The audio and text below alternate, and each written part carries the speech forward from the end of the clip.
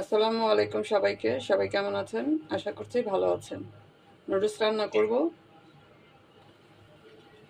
আজকে মেয়ের জন্মদিন, আর মেয়ের পছন্দের খাবার রান্না করার চেষ্টা করছি। তো কেকও পছন্দ করে না, কিন্তু সবসময় কেক আনা হয়। এই বছরটা কেক আনা হয়নি।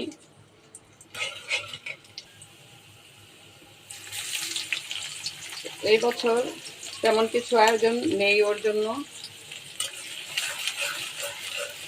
আজকে ওর বাবা বাসায় নেই, এই জন্য কিছু করতে পারিনি।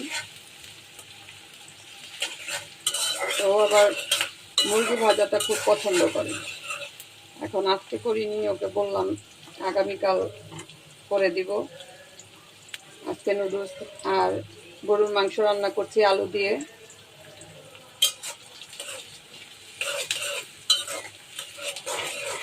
এখানে পেঁয়াজটা একটু ভেজে নিব। এখানে একটু মাংস রেখেছি, মাংস কুচি কুচি করে রেখেছি, দিয়ে দিলাম। দিয়ে দিব একটু লবণ,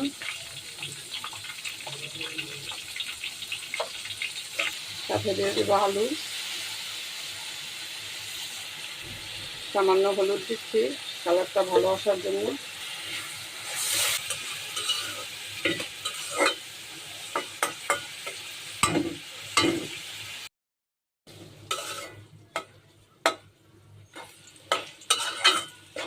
মাংস আর আলু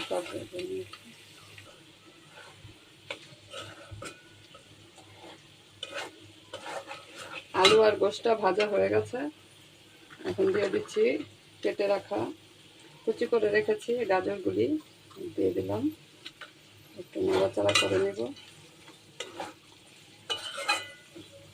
তো কালারটা দেখতে খুব সুন্দর লাগছে।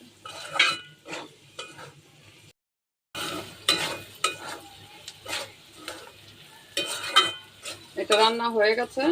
এখন আমি এটা তুলে নিব, কড়াই থেকে এগুলি উঠিয়ে নিব।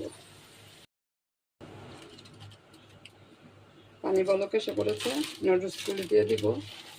3 প্যাকেট রান্না করব।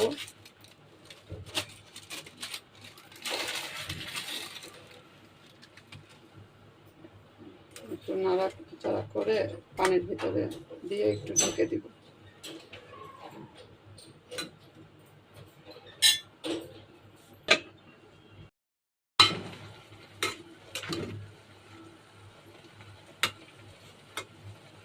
প্রায় সিদ্ধ হয়ে আসছে। এখন নুডলসের যে মশলাটা আছে সেটা দিয়ে দিচ্ছি।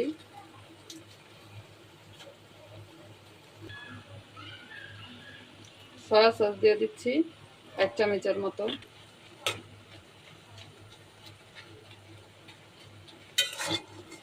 এখন মিশিয়ে নিব।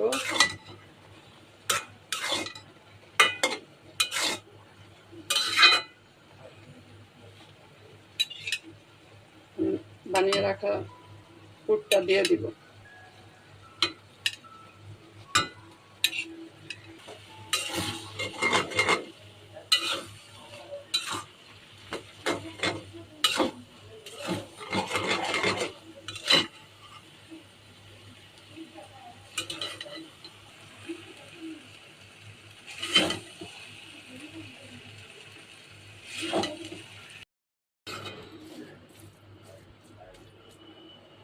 রান্না হয়ে গেছে, নামিয়ে নিব। কড়াই থেকে সব প্লেটে নিয়ে নিলাম। নুডলস তো সবাই রান্না করতে পারে, তবে আমরা যখন ছোট ছিলাম জন্মদিন কিন্তু নুডলস রান্না করতো, খুব খুশি হতাম। আর এখন দেখা যায় বাচ্চারা প্রায় প্রতিদিনই নুডলস খায়, তো তেমন একটা খুশি ওদের আসে না নুডলস দেখে, যেটা এখন পিৎজা বার্গারের মধ্যে আসে।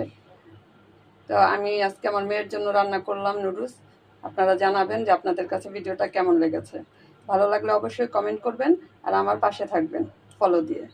সবাই ভালো থাকবেন। আল্লাহ হাফেজ।